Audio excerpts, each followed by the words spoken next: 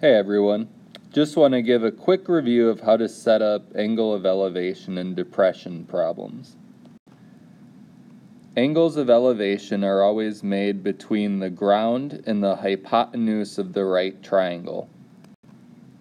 I find it extremely helpful when doing these. Draw the angle rotating off the ground, then draw the hypotenuse of the right triangle, and then finally drop the perpendicular. Same if you're going in the other direction. Rotate, draw the hypotenuse, and then drop the perpendicular. Again, the elevation angle, which I'll call theta, it's a Greek letter, is always made between the ground and the hypotenuse of the right triangle. The ones students usually mix up more are the angles of depression. Angles of depression always come from the sky. And again, the most important thing to remember is that the angle of depression is made between the sky and the hypotenuse of the right triangle. So I'm going to rotate the angle from the sky. I'm going to draw the hypotenuse off of it, and then I drop the perpendicular. And same with the other way. Rotate the angle, draw the hypotenuse, and then finally drop the perpendicular. The angle theta is always marked between the sky and the hypotenuse of the right triangle. Some people simplify things by making everything an angle of elevation, which is perfectly legal because of a theorem you learned in geometry that when you have two parallel lines and a transversal, then the alternate interior angles are congruent.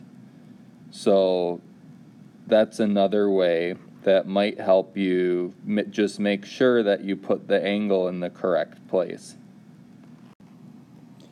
So here's an example taken from MathBit's notebook. From the top of a fire tower, a forest ranger sees his partner on the ground at an angle of depression of 40 degrees. If the tower is 45 feet in height, how far is the partner from the base of the tower to the nearest tenth of a foot? So because it's an angle of depression problem, first thing I'm going to draw is the sky. I'm going to rotate my angle off the sky and then draw the hypotenuse. And then I know that this angle here is 40 degrees.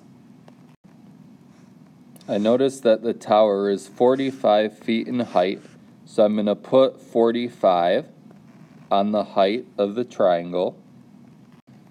And then the question asks, how far is the partner from the base of the tower?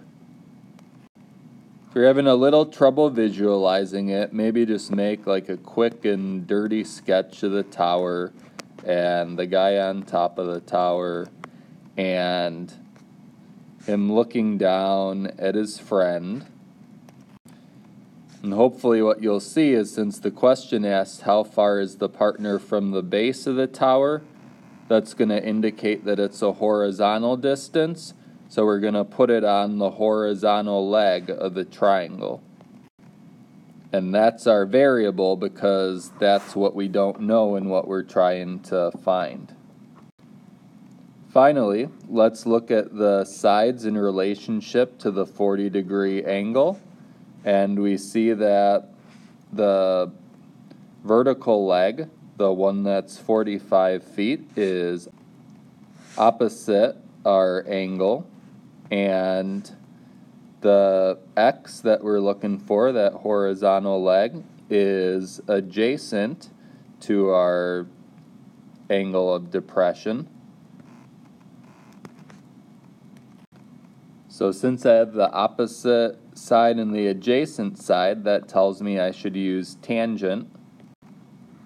So substituting everything, we'll get the equation tangent of 40 degrees equals 45 divided by x.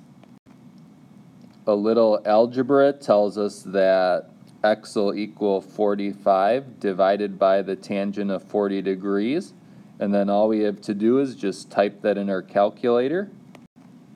And so we see it, the partner is going to be about 53.6 feet away from the base of the tower. Again, if you pay close attention to where everything is, and especially how you rotate the angle and draw it from either the sky or the ground, you should be able to do just fine setting these up.